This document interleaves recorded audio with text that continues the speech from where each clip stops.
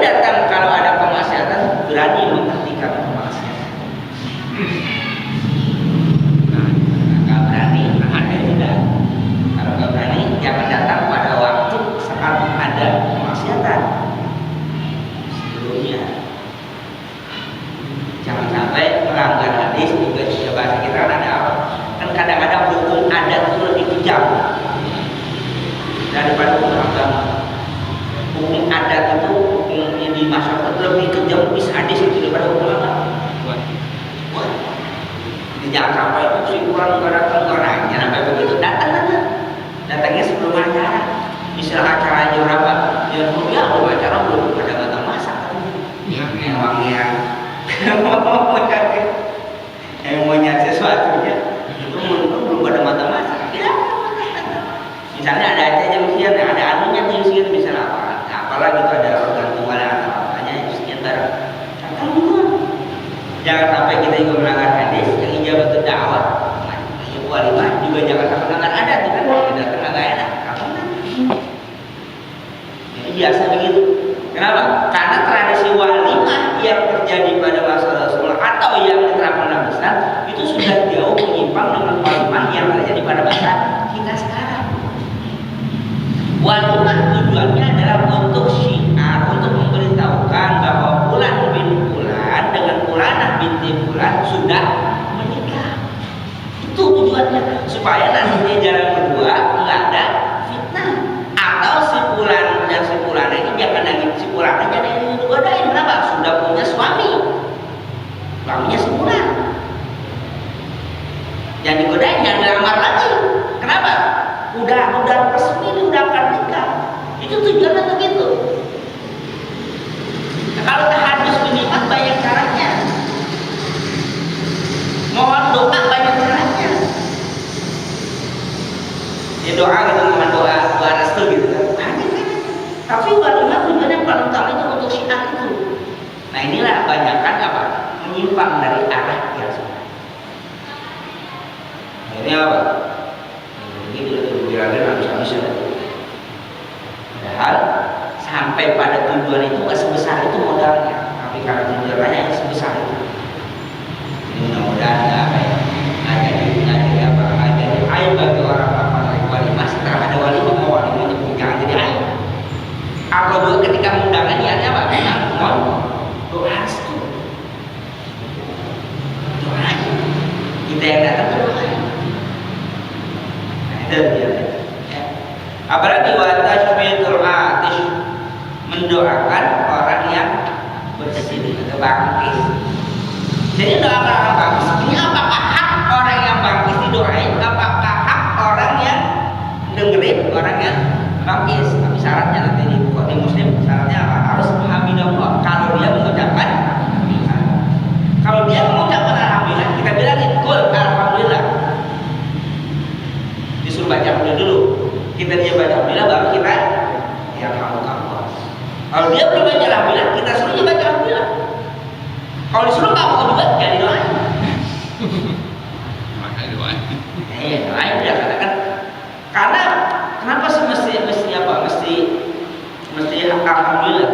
Memang teorinya kalau teori kedokteran kalau di subul syarat dari beliau itu jelaskan bahwa ketika orang bersuci mengeluarkan ribuan kuman virus yang ada di hidung itu keluar. Makanya ketika bersin jangan ditahan. Bukan jangan diarahin ke orang juga, jangan ditahan sampai nggak jadi, jangan. Bukan juga terlalu hubungan, maksudnya jangan ditahan tuh kayak kalau angop kan mesti apa ya? Nah ditahan, semua punya angop itu tahan karena angop itu muap itu di setan. Tapi kalau bangkis jangan ditahan. Jangan ditahan yang pengertian bukan berarti tahan orang enggak, jangan ditahan biarin dia keluar. Dari yang belakang ke depan ke bawah ke selatan, yang jelas ada tata keramanya, ada santunnya. Tapi jangan ditahan. Orang mau bangkis nggak jadi kan caranya luar biasa. Enggak, mau bangkis udah nggak jadi, bangkis nggak jadi. Makanya cenderung cara apa? Alhamdulillah karena itu. Ya alhamdulillah ya alhamdulillah. Sebenarnya balik lagi kan, ya ibu mau suruh balik, kita dibalikin lagi. Terus 2 kali 3 kali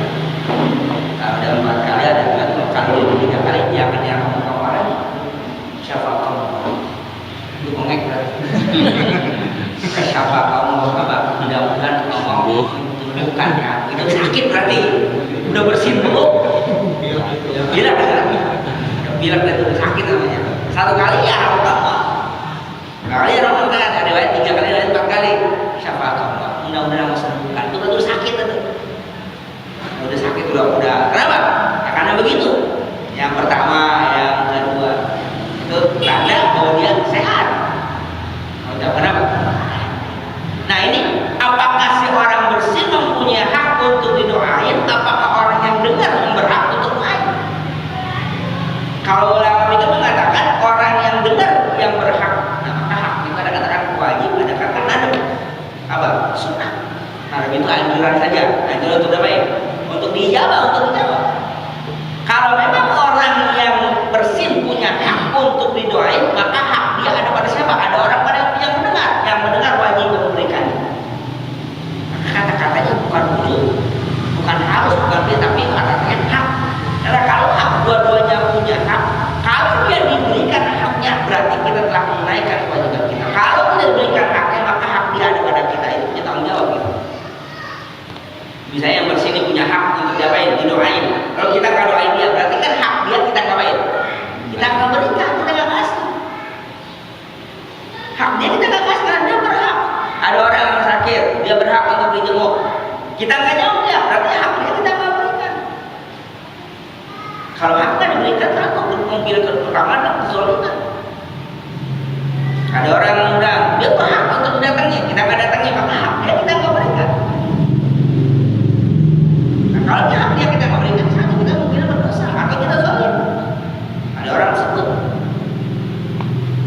Nah, kalau namanya undang, wajib kita datang ketika kita menyanggupi untuk datang. Kalau nggak sanggup untuk datang, bilang saya nggak bisa. Jangan pakai insya Allah. Insya Allah deh. Itu udah pasti enggak. Kalau enggak bilang saya insya Allah, tapi insya Allah saya nggak bisa datang. Insya Allah saya datang, itu berarti insya Allah saya datang. Iya datang. Kalau nggak datang, insya Allah saya nggak datang, nggak bisa. Jangan pakai insya Allah tapi nggak jelas. Datang nggak bisa. Nggak ini, tapi insya Allah aja. Insya Allah aja dah. Oh, insya Allah aja dah. Nggak pakai dah. Tapi kalau datang, insya Allah saya datang. Bisa. Insya Allah saya nggak bisa. Kok nggak bisa pakai insya Allah juga? Mungkin saja dia bisa datang kan? Bisa juga nggak gitu. Insya Allah saya nggak datang.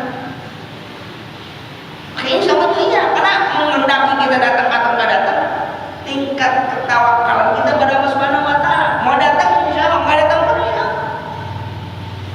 Kenapa? Karena kita nggak datang juga, ya kehendak Allah. Kalau kita bisa datang, ya sudah datang.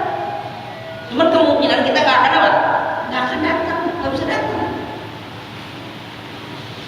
Nah itu ya. Jadi ini kalau Imam Bukhari riwayatnya hanya apa? Ada 5. Wa fi riwayatin li Muslimin, pada satu riwayat Imam Muslim ternyata tingkat kesehatannya tadi mutafaqan, tapi kalau Imam Muslim hakun muslim situ. Hak seorang muslim ada apa? Ada tak? Iza laqitahu asallim. Apabila engkau menjumpainya, maka ucapkanlah salam. Apabila kamu menjumpainya, berarti kita yang menjumpai dia, maka kita yang wajib baca salam. Bukan apabila dia berjumpa dengan kamu, enggak. Kan? Bahasa kan izalah kita, kamu menjumpainya, maka kamu mengucapkan salam. Terutama yang datang yang mengambil salam.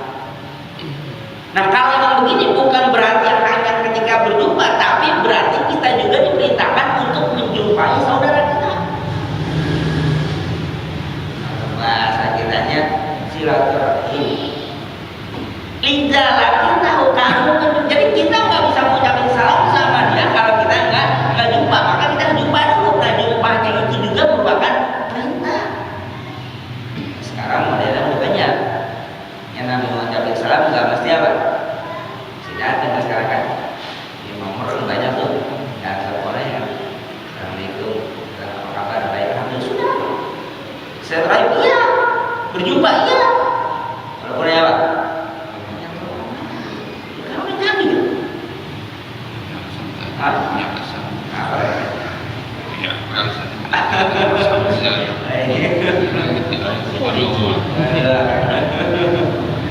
Ya, kalau dalam waktu setahun kan kelamaan tuh, di sebulan sekali nanya, anak jauh rumahnya, nggak bisa ketemu setiap hari, nggak bisa ketemu setiap minggu, nggak bisa ketemu setiap bulan, lah nggak apa-apa.